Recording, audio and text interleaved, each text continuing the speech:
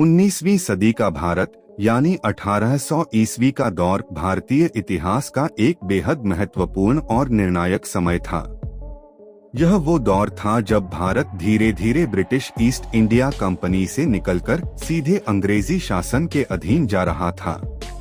स्वागत है आप सभी का हमारे एक और नई वीडियो में। वीडियो शुरू करने से पहले आपसे छोटी सी रिक्वेस्ट है कि आप अगर हमारे चैनल पर नए हैं तो चैनल को सब्सक्राइब करें और साथ ही बेल आइकन का घंटा प्रेस करें, जिससे हमारी ऐसी आने वाली वीडियो सबसे पहले आपके पास आए। चलिए वीडियो स्टार्ट करते हैं। यह समय सिर्फ राजनीतिक बदलावों का नहीं बल्कि सामाजिक, आर्थिक और सांस्कृतिक उथल-पुथल का भी था। इसी सदी में गुलामी गहरी हुई, लेकिन आजादी के बीज भी यहीं बोए गए।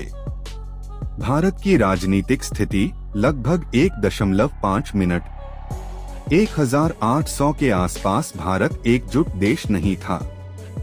मुगल साम्राज्य नाम मात्र का रह गया था। दिल्ली में बादशाह तो था, लेकिन असली ताकत अंग्रेजों के हाथ में जा चुकी थी। ईस्ट इंडिया कंपनी ने युद्ध, धोखे और संधियों के जरिए बंगाल, मद्रास और बॉम्बे जैसे बड़े इलाकों पर कब्जा कर लिया था।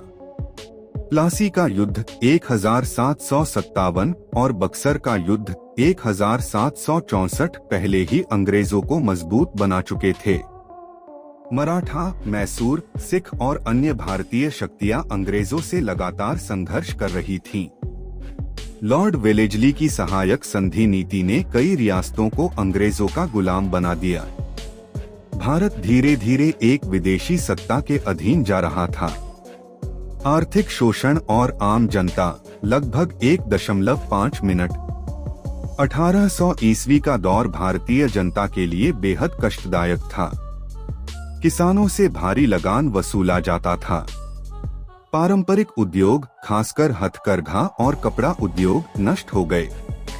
अंग्रेजी माल भारत में भर गया और भारतीय कारीगर बेरोजगार हो गए। कई क्षेत्रों में भयंकर अकाल पड़े, लेकिन लगान फिर भी माफ नहीं किया गया।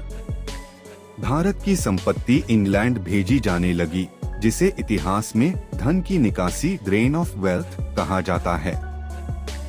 सामाजिक स्थिति और कुरीतियां लगभग 1 मिनट। इस समय भारतीय समाज में कई सामाजिक बुराइयां फैली हुई थीं। सती प्रथा, बाल विवाह, छुआछूत, महिलाओं की शिक्षा का अभाव। लेकिन इसी सदी में समाज सुधार की शुरुआत भी हुई। राजा राममोहन राय ने सती प्रथा के खिलाफ आवाज उठाई। 1829 में सती प्रथा पर प्रतिबंध लगा। ईश्वरचंद्र विद्यासागर ने विधवा विवाह का समर्थन किया। समाज धीरे धीरे बदलाव की ओर बढ़ रहा था। शिक्षा और अंग्रेजी प्रभाव। अंग्रेजों ने भारत में नई शिक्षा व्यवस्था शुरू की। 1835 में मैकाले की शिक्षा नीति लागू हुई। अंग्रेजी पढ़े लिखे भारतीय वर्ग का जन्म हुआ। इसी वर्ग से आगे चलकर राष्ट्रीय आंदोलन के नेता निकले। हालांकि यह शिक्षा भारतीय संस्कृति से दूर थी, लेकिन इसने लोगों को अपने अधिकारों के प्रति जागरूक भी किया। 1857 का विद्रोह, पहला स्वतंत्रता संग्राम। 1857 का विद्रोह 1800 ईस्वी की सबसे बड़ी घटना थी। मंगल पांडे, रानी लक्ष्मीबाई, बहादुर शाह जफर, नाना साहब। यह विद्रोह सैनिकों से शुरू होकर जनता तक फैल गया। हालांकि यह असफल रहा, लेकिन इसने अंग्रेजों की नींद हिला दी। इसके बाद ईस्ट इंडिया कंपनी का शासन समाप्त।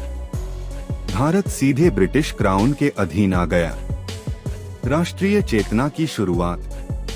1857 के बाद भारत में राष्ट्रीय भावना तेज होने लगी। अखबार और पत्रिकाएं शुरू हुई। लोग भारत को एक राष्ट्र के रूप में देखने लगे। आगे चलकर यही चेतना भारतीय राष्ट्रीय कांग्रेस और स्वतंत्रता आंदोलन का आधार बनी। निष्कर्ष, 1800 ईस्वी का भारत एक ओर गुलामी, शोषण और पीड़ा का प्रतीक था, तो दूसरी ओर जागरण, सुधार और आजादी की सोच का जन्म भी इसी दौर में हुआ।